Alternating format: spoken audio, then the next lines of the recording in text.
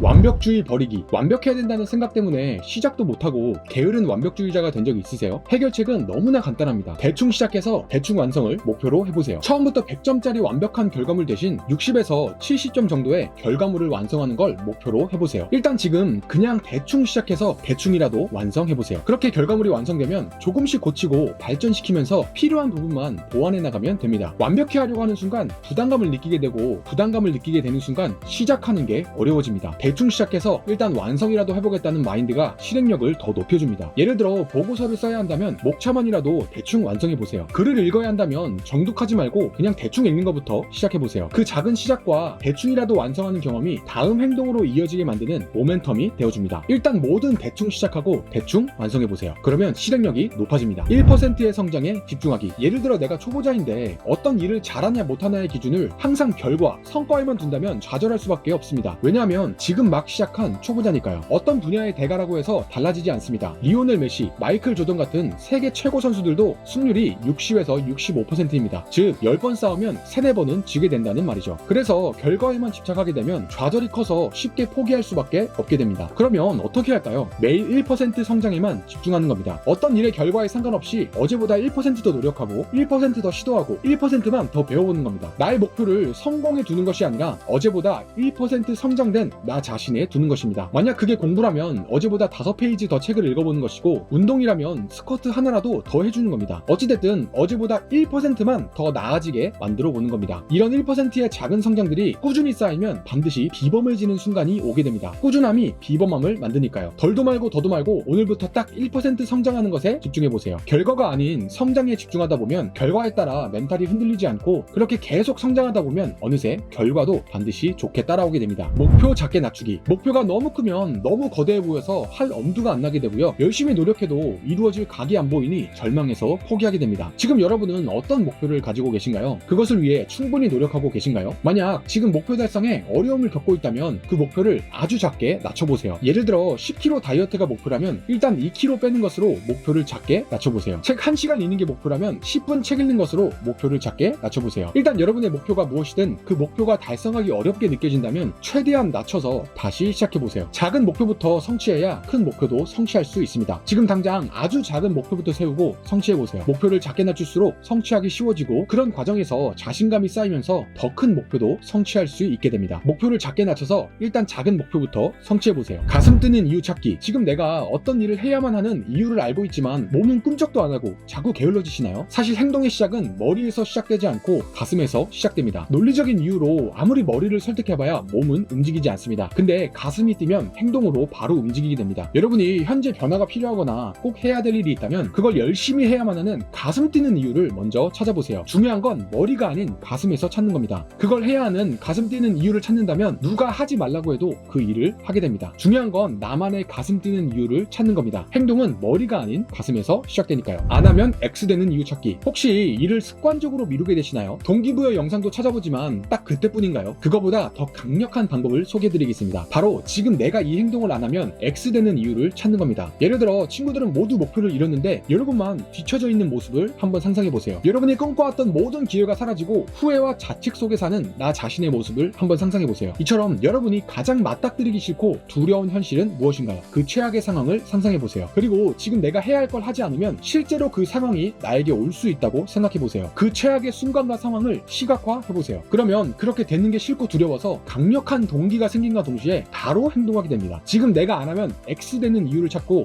실제로 상상해보세요. 효과 직방입니다. 유혹 묶기 전략. 누구나 하기 싫어하는 일이 하나쯤은 있습니다. 근데 그 하기 싫은 일을 꼭 해야 하는 경우가 있습니다. 그게 누군가에겐 운동이 될 수도 있고 공부하는 것일 수도 있고 일하는 것일 수도 있습니다. 그러면 그 하기 싫은 일을 어떻게 최대한 재밌게 할 수 있을까요? 바로 유혹 묶기 전략입니다. 예를 들어 운동은 싫어하는데 넷플릭스는 좋아할 수 있습니다. 그러면 운동하면서 넷플릭스 시청을 같이 진행해주는 겁니다. 또 누구는 공부는 싫은데 음악은 좋아할 수 있습니다. 그러면 공부할 때는 음악을 꼭 틀어놓고 같이 하는 겁니다. 이처럼 내가 하기 싫지만 꼭 해야 하는 일을 내가 정말로 좋아하는 일과 한 묶음으로 묶어서 동시에 진행해 주는 겁니다. 이 유혹묶기 전략을 실제로 실천하면 그나마 하기 싫은 일도 최대한 재밌게 할 수 있게 됩니다. 지금 하기 싫은 일이 있으세요? 내가 좋아하는 행동과 묶어서 진행해 보세요. 환경 설계하기. 저는 핸드폰 때문에 공부를 자꾸 안 하게 돼요. 운동을 해야 되는데 자꾸 침대에만 눕게 돼요. 근데 이건 사실 의지의 문제가 아니라 환경의 문제입니다. 환경은 어떤 행동을 실행으로 옮기면 행동에 있어 의지보다 더 강력한 힘을 가집니다. 내가 뭔가 해야 되는데 자꾸 방해받는다면 의지로 그것을 극복하려고 하지 말고 환경 자체를 바꿔보세요. 핸드폰이 공부에 방해가 된다면 핸드폰 전원을 끄고 다른 방에 둬보세요. 야식을 자꾸 시키게 된다면 배달앱을 제거해보세요. 이렇게 여러분이 하고 싶은 행동을 방해하는 요소를 사전에 차단하고 그 행동을 하도록 촉진하는 환경을 적극적으로 한번 설계해보세요. 환경은 의지보다 더 강력합니다. 의지가 아닌 환경을 지금 바로 바꿔보세요. 행동계획 구체화. 어떤 일을 열심히 해봐야지, 이제 내가 그것을 시작해야지 라고 마음먹는 것만으로는 충분하지 않습니다. 왜냐하면 계획이 모호하면 내일로 또 미루게 될 가능성이 높기 때문입니다. 우리 뇌는 명확한 지시가 없으면 행동하지 않습니다. 여러분이 지금 가진 계획이 있다면 언제, 어디서, 무엇을 어떻게 할 것인지 구체화해보세요. 예를 들어 내가 오늘 독서 1시간을 하겠다 라는 것보다는